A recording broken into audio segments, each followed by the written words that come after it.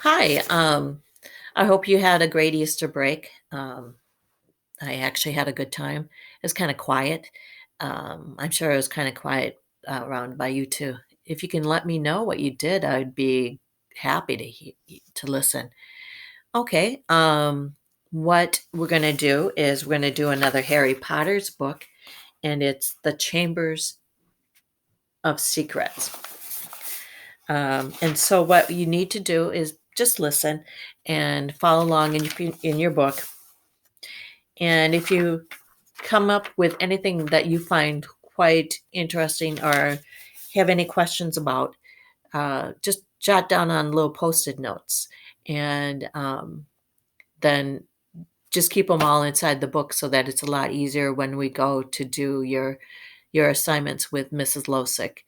Um, as far as I know, you're still doing that. They haven't told me anything different yet.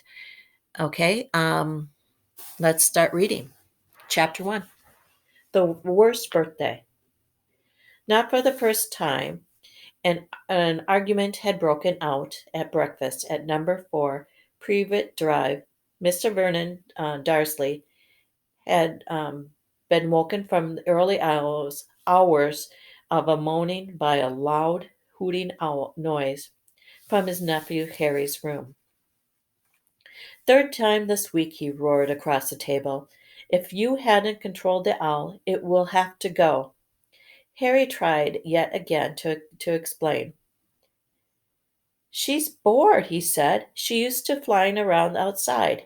If I could just let her out at night.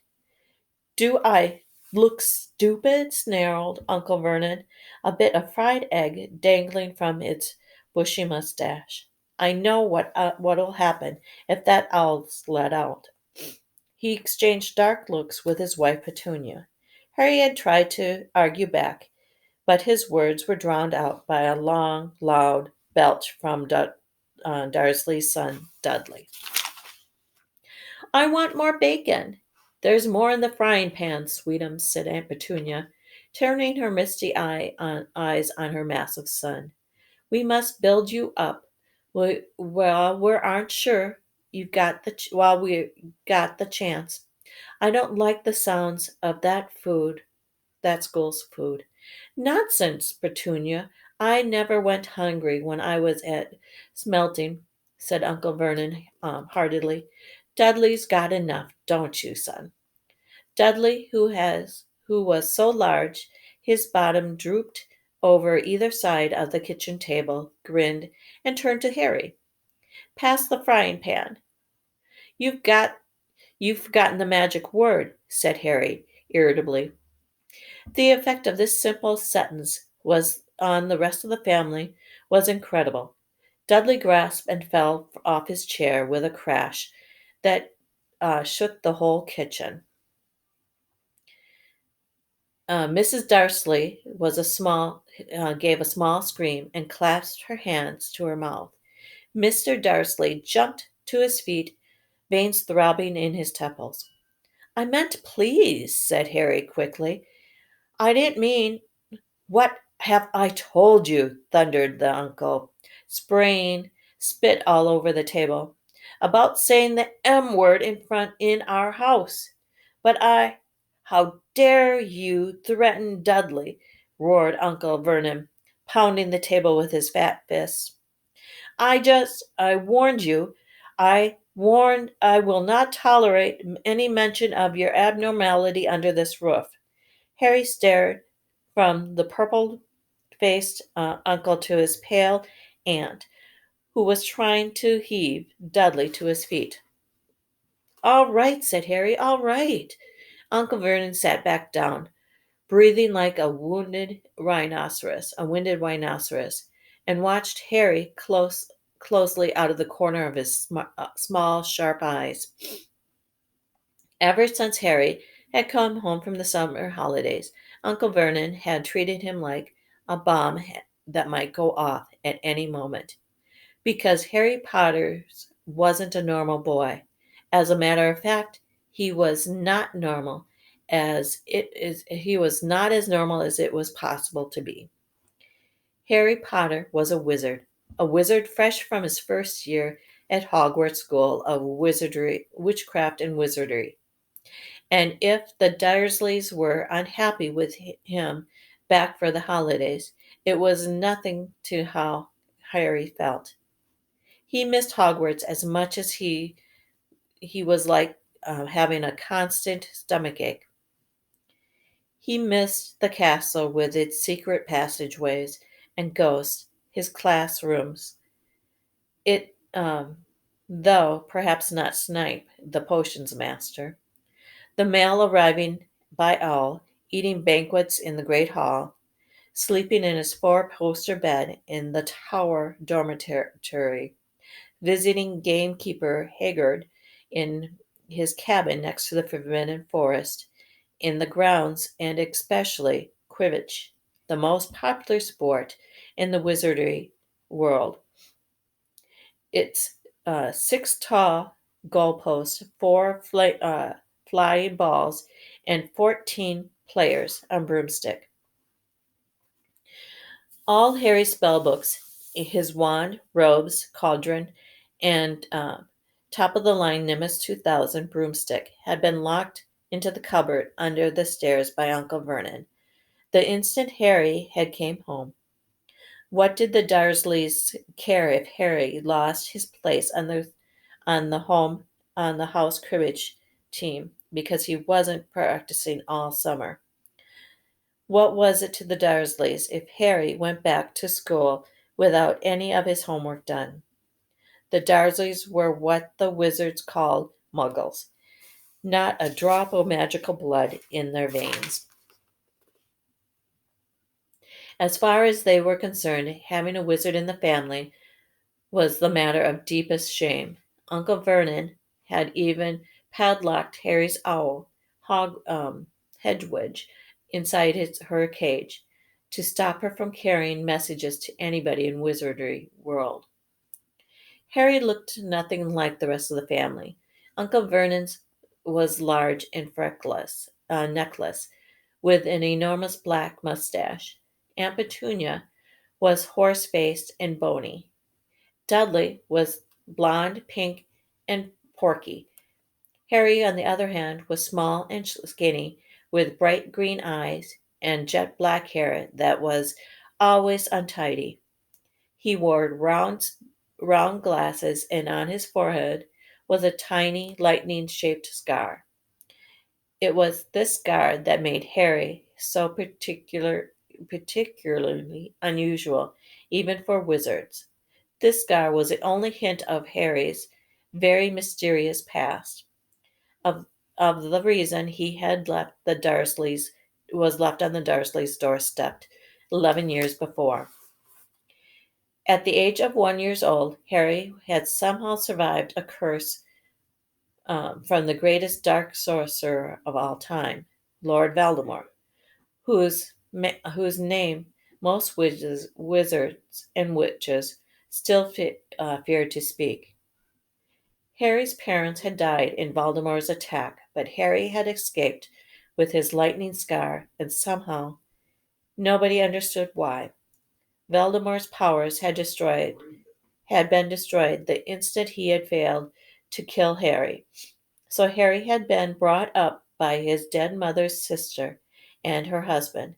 He had spent 10 years with the Dursleys, never understanding why he kept making odd things happen without meaning to, believing the Dursley story that he had got his scar in the car crash that had killed his parents. And then, exactly a year ago, Hogwarts had written to Harry, and the whole story had come out. Harry had taken up his place at Wizard School, where he and his scar were famous. But now the school year was over, and he was back with the Dursleys for the summer, being back to being treated like a dog that had rolled into something smelly. The Dursleys hadn't even remembered that day happened to be Harry's 12th birthday. Of course, his hopes hadn't been high. They'd never gave him a real present, let alone a cake. But to ignore it completely, it at that moment Uncle Vernon cleared his throat importantly and said, "Now, as we all know, today is a very important day." Harry looked up, hardly daring to believe it. "This could be the day I make the biggest deal of my career," said Uncle Vernon. Harry went back to his toast. Of course, he thought bitterly. Uncle Vernon was talking about the stupid dinner party. He'd been talking of nothing else for 2 weeks. Some rich builder and his wife were coming to dinner, and Uncle Vernon was hoping to get a huge order from him. Uncle Vernon's company made drills. "I think we should run through the schedule one more time," said Uncle Vernon. "We should all be in position at 8 o'clock, Petunia. You will be in the lounge," said Petunia promptly, waiting to welcome them graciously to our home. "Good, good. And Dudley?" "I'll be waiting to open the door," said Dudley, put up put on a foul, simmering smile. "May I take your coats, Mr. and Mrs. Mason?" "They'll love him," cried Aunt Petunia. Um, Excellent, Dudley," said Uncle Vernon. Then he rounded on Harry. "And you?" "I'll be in my room, making no noise and pretending I'm not there," said Harry tonelessly. "Exactly," said Uncle Vernon nastily. "I will lead them into the lounge, introduce you Petunia, and pour them drinks. At 8:15, I will announce it's dinner," said Aunt Petunia. "And Dudley, you'll say, 'May I take you through to the kitchen, Mrs. Mason?'" said Dudley, offering his fat arm to the invisible woman. "My perfect little gentleman," sniffed Aunt Petunia. "And you?" said Uncle Vernon, viciously looking to Harry. "I'll be in my room, making no noise and pretending I'm not there," Harry said dully. "Precisely. Now we should all aim to get in a few good compliments at dinner. Petunia, any ideas?" "Vernon tells me you're a wonderful golfer, Mr. Mason." "Do tell me where you bought your dress, Mrs. Mason." "Perfect. Dudley?" "How about we had to write an essay about our hero at school, Mr. Mason, and I wrote about you." This was too much for both Aunt Petunia and Harry. Aunt Petunia burst into tears and hugged her son, while Harry ducked under the table as so they wouldn't see him laughing. "And you, boy?" Harry fought to keep his face straight as he emerged. "I'll be in my room, making no sound and pretending I'm not there," he said.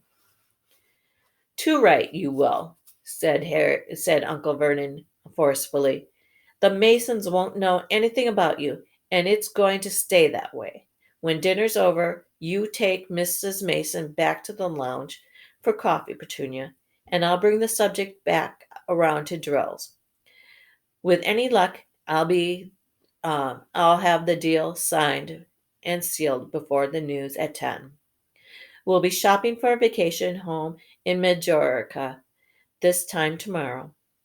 Harry couldn't feel too excited about this. He didn't think the Dursleys would like him any better in Majorca than they did on Prever Drive. "Right, I'm off into town to pick up the dinner jackets for Dudley and me and you," he snarled at Harry. "You stay out of your aunt's way while she's cleaning." Harry left through the back door. It was a brilliant sunny day. He crossed the lawn, slumped down on the grass bench, and sang under his breath, "Happy birthday to me, happy birthday to me." No cards, no presents, and he would be spending the evening pretending not to exist. He gazed miserably into the hedge. He had never felt so lonely. More than anything else at Hogwarts, more than playing cribbage, Harry missed his best friend, Ron Weasley and Hermione Granger. They, however, didn't seem to miss them at all. Neither of them had written to him all summer, even though Ron had said he was going to ask Harry to come and stay. Countless times Harry had been at the point of unlocking the owl's cage by magic and sending her to Ron and Hermione with a letter, but it wouldn't but it wasn't worth the risk. Uncaged wizards, underage wizard weren't allowed to use magic outside the school.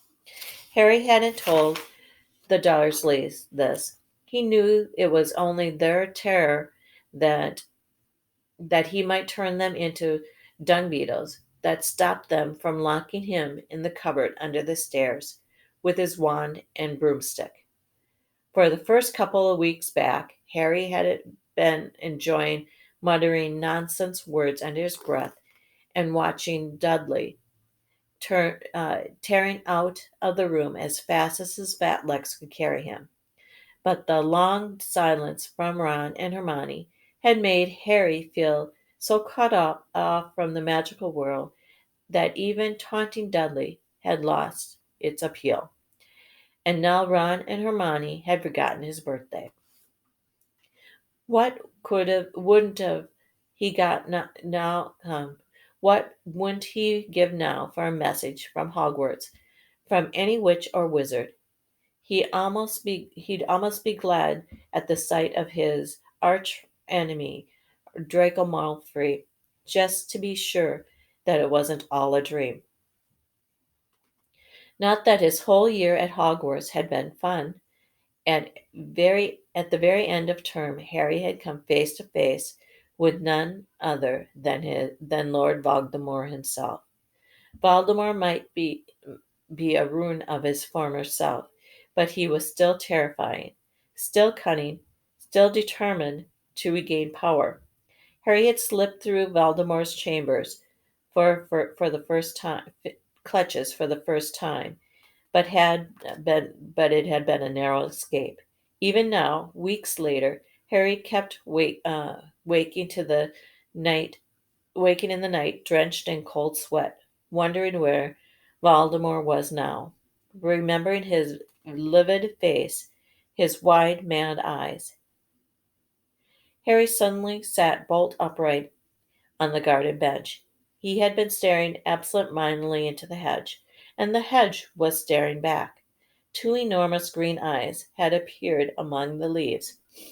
Harry jumped to his feet just as a jarring voice floated across the lawn. "I know what day it is," sang Dudley, waddling towards him. The huge eyes blinked and vanished. "What?" said Harry, not taking his eyes off the spot where they had been. "I know what day it is," Dudley repeated, coming right up to him. "Well done," said Harry. "So you finally learned the days of the week." "Today's your birthday," sneered Dudley. "How come you haven't gotten any cards? Haven't you even got friends at that freak place?" Better not let your mom hear you talking about my school," said Harry coolly. Dudley hitched up his trousers, which had been slipping off his fat bottom. Why are you staring at the hedge?" he said suspiciously. "I'm trying to decide what would be the best bell to set it on fire," said Harry. Dudley stumbled back at once, a long panic on his fat face. "You can't. Dad told you're not to do magic," he said as he chucked you out of the house, and you haven't got anywhere else to go. You haven't any friends to take you."